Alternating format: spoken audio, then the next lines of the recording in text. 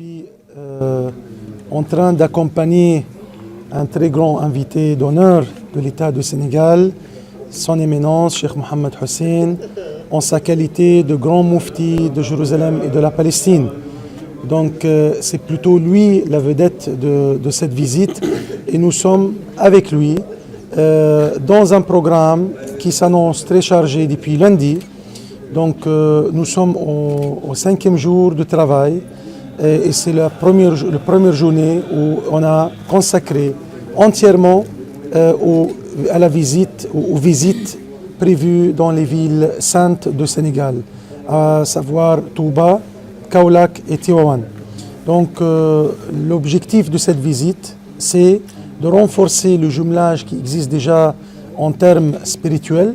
Le jumelage spirituel avec Touba était ressenti. Nous avons même des projets en commun. Il y a des projets qui sont en cours, il y a des projets qui sont à projeter. Je ne peux pas tout dévoiler devant la presse, mais on va, Inch'Allah, passer tout à l'heure, rencontrer le cheikh, le grand sérine de Touba, Cheikh Mohamed Muntaka Mbaki, que Allah le préserve une longue vie pour lui et pour toute sa famille. Il va nous recevoir tout à l'heure. Il y a un échange important sur des questions importantes et sensibles.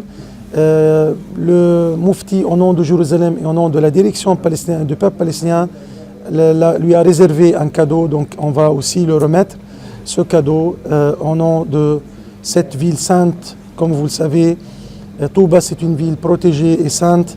Jérusalem c'est une ville très particulièrement visée actuellement par l'occupation israélienne, par l'injustice qui règne depuis 70 ans. Maintenant, l'objectif général de tout ce programme, c'est de renforcer les liens entre nos deux peuples, nos deux peuples frères. Également, célébrer Jérusalem, qui était déclaré par le Conseil des ministres de la Culture réuni à Manama au Bahreïn en novembre 2018 dans le cadre de l'OCI.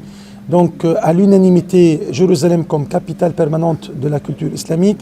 Et c'est un statut très particulier qui était donné exprès à cette ville sainte pour faire face un peu à cette agression et à ces politiques et pratiques israéliennes d'occupation et soutenues malheureusement d'une façon très alignée et très partisane par une certaine grande puissance.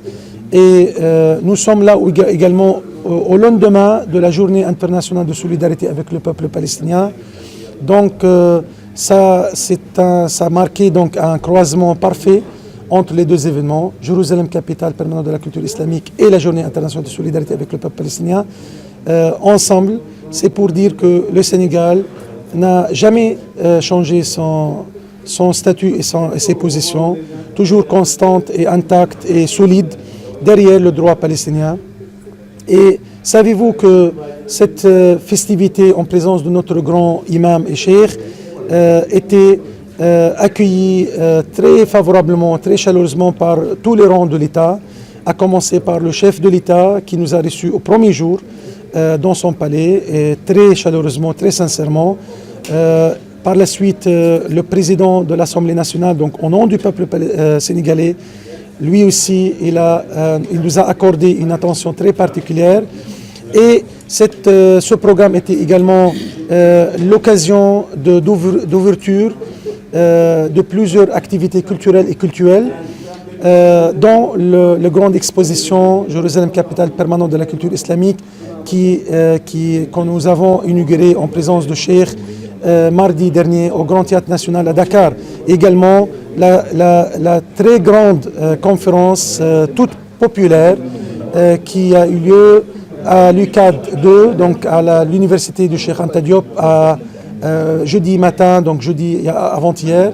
Et c'était l'occasion de rassembler toutes les tranches de la population du Sénégal, imams, érudits, universitaires, étudiants, élèves, toutes, et des artistes aussi qui ont participé à animer cette conférence et qui est devenue une sorte de festival.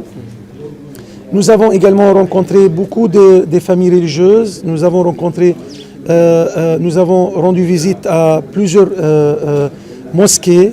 Hier, le khutbah de Jum'a de vendredi a eu lieu à la Grande Mosquée de Dakar. Demain, une visite est prévue pour clôturer ce programme.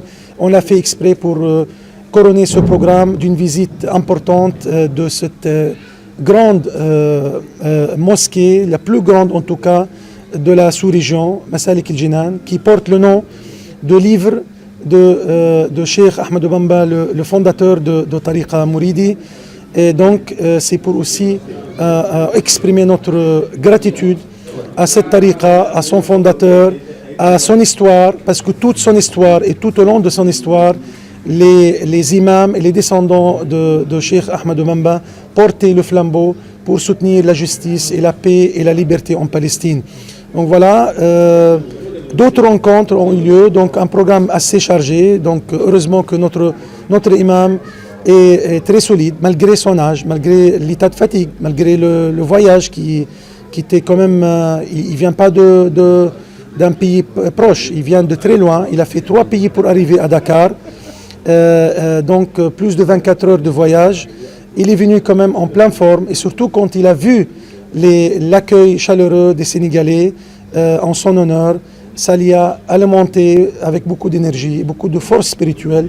Il est très content, en tout cas il est très satisfait de tous les résultats jusqu'à maintenant, et ça va continuer Inch'Allah.